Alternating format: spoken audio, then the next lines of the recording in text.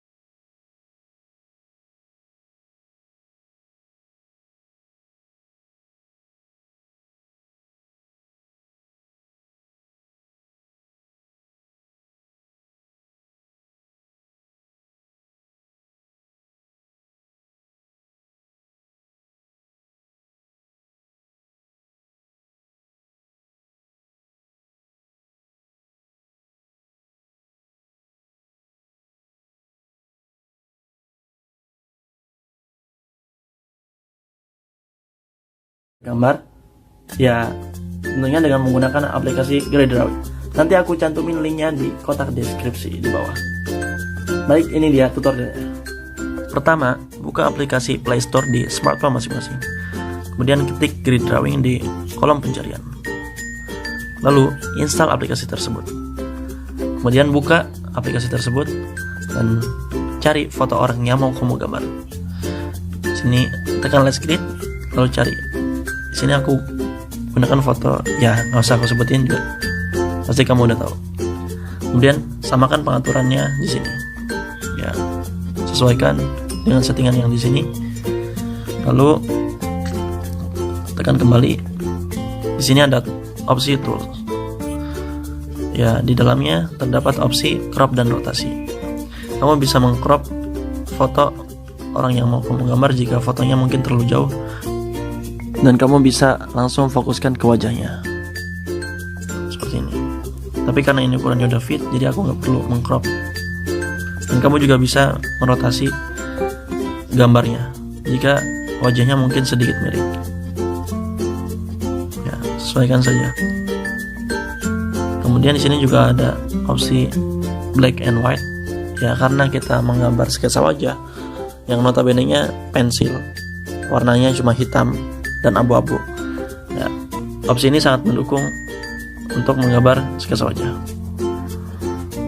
Kemudian close.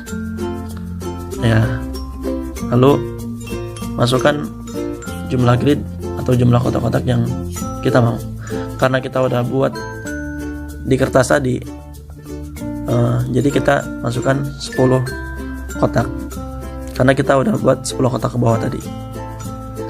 Lalu tekan grid di sini, ya otomatis terbentuk kotak-kotaknya. Ya, di sini terdapat 10 kotak ke bawah dan 7 kotak ke samping. Seperti yang aku bilang tadi, karena fotonya udah fit, jadi kotak-kotaknya sama sesuai dengan pada media gambar yang telah kita buat tadi. Tapi jika mungkin foto teman-teman ukurannya terlalu panjang atau terlalu lebar, mungkin nantinya ada kotak yang berlebih. Tapi usahakan kotak tersebut tidak masuk pada objek yang mau kita gambar. Jadi kita bisa kosongkan kolom tersebut. Kemudian save fotonya di galeri. Ya, maka otomatis foto ini akan tersimpan di galeri. Lalu kembali dan buka foto tersebut di galeri. Ya, ini dia. Maka kita bisa lanjut ke tahap berikutnya, yaitu menggambar sketsa wajah. Oke.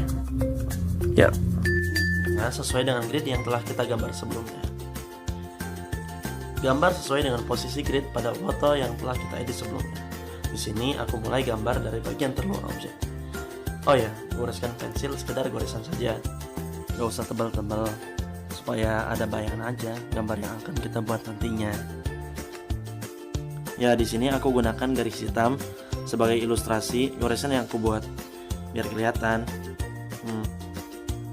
Di sini aku gambar secara keseluruhan dulu, dimulai dari alis, mata, hidungnya, kemudian mulutnya, supaya ada gambaran nyata gimana hasilnya nanti.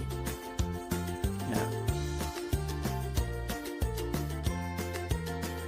Kemudian tebalkan sketsa kasar yang telah kita buat tadi dengan menggunakan pensil 2B yang tajam, atau kalau masih ragu gunakan pensil HB tapi dengan tekanan yang lebih dalam.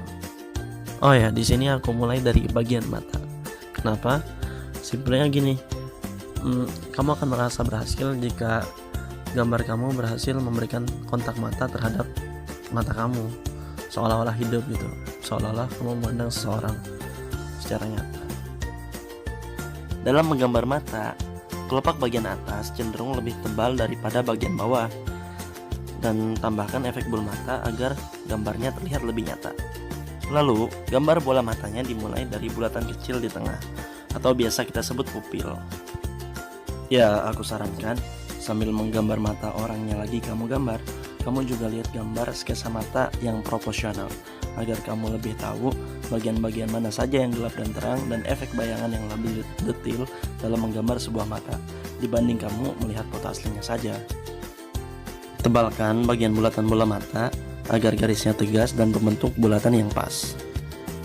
Kemudian, buat bulatan putih sebagai efek cahaya dan arsir bagian sisanya secara perlahan. Tebalkan juga pada bagian pupil atau bulatan di tengah bola mata agar lebih gelap daripada bagian mata lainnya. Oh ya, by the way, gunakan pensil yang tajam ya, supaya garisnya lebih tegas. Kenapa tadi terlihat lebih pudar, lalu tiba-tiba berubah jadi tebal seperti ini? Karena posisi lampu atau cahayanya kurang pas tadi saat direkam, jadi terlihat agak pudar. Kemudian, Arsir pelan-pelan bagian wajah sesuai garis wajahnya. Bisa dimulai dari bagian kelopak mata atau bagian mana saja tergantung selera. Pelan-pelan aja, nggak usah terburu-buru. Kalau kurang kan nanti bisa ditebalkan lagi. Ketika mengarsir, usahakan dimulai dari bagian-bagian gelap atau bagian-bagian hitam terlebih dahulu. Untuk bagian hidung bisa dimulai dari kedua lubangnya, dilanjut ke garis-garis sisinya. Sedangkan untuk bagian mulut bisa dimulai dari garis sisinya, kemudian arsir perlahan bagian dalamnya. Tapi ingat, buat teman-teman yang baru belajar, jangan tebal-tebal dulu.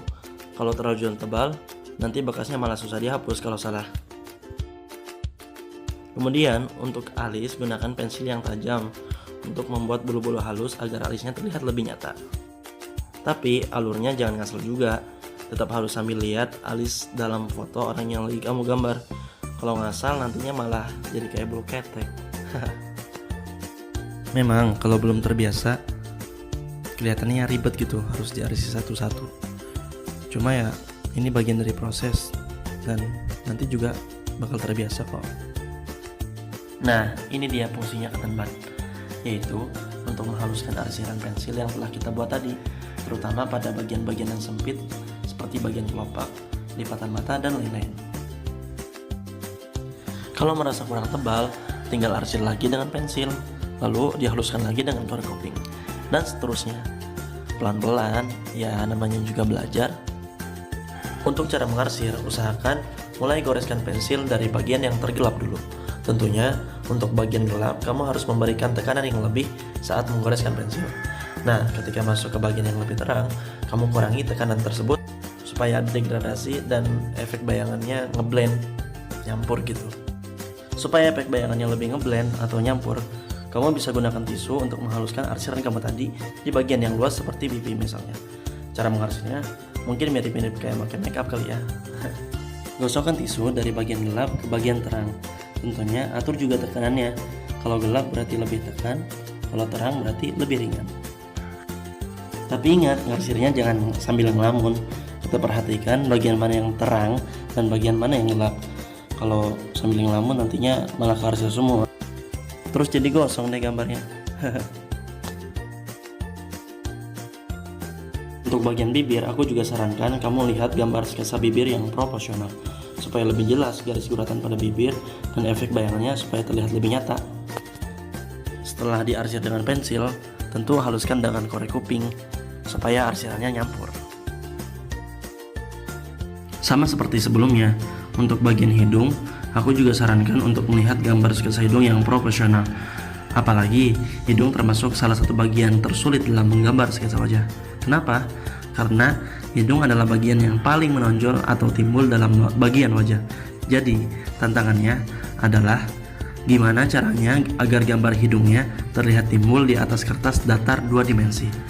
So, yaitu tadi, kita harus memperhatikan betul-betul bagian-bagian yang gelap atau efek bayangan dari organ yang lagi kita gambar.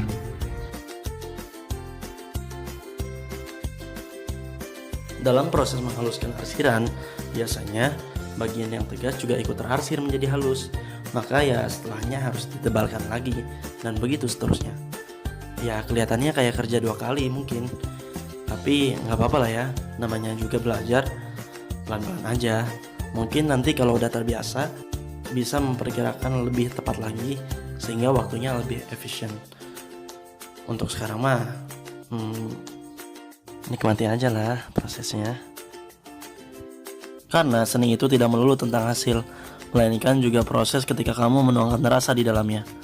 Ya, apalah arti sebuah karya tanpa sebuah rasa. Ya, dan yang terakhir adalah menggambar rambutnya.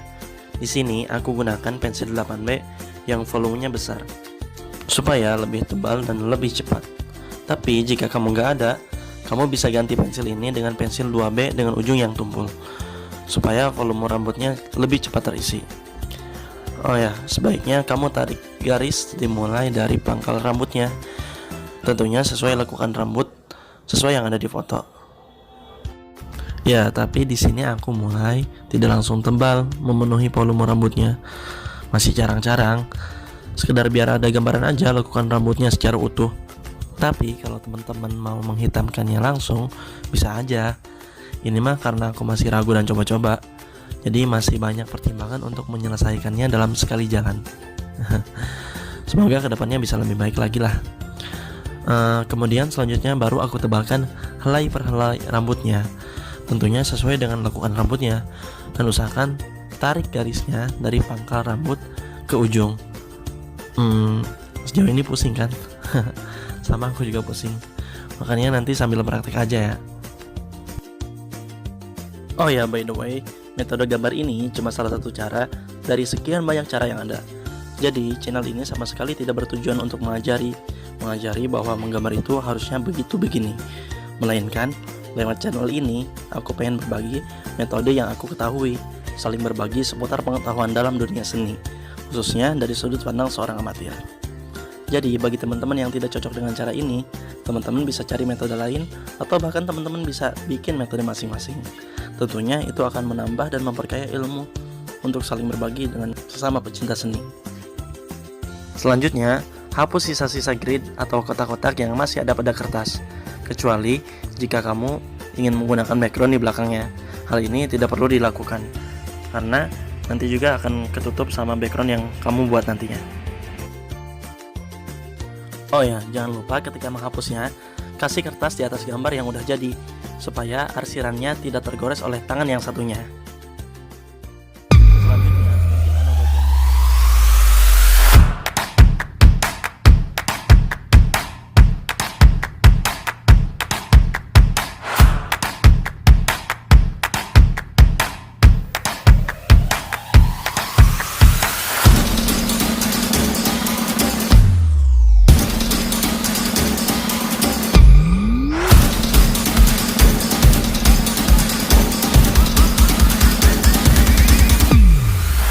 Teknik dan kreasi bebas. Jika ada kesulitan, silakan koordinasi lewat WA. Sampai bertemu di kesempatan selanjutnya. Demikian kiranya yang bisa saya sampaikan. Semoga bermanfaat. Akhirul kalam, saya ucapkan terima kasih dan wassalamualaikum warahmatullahi wabarakatuh.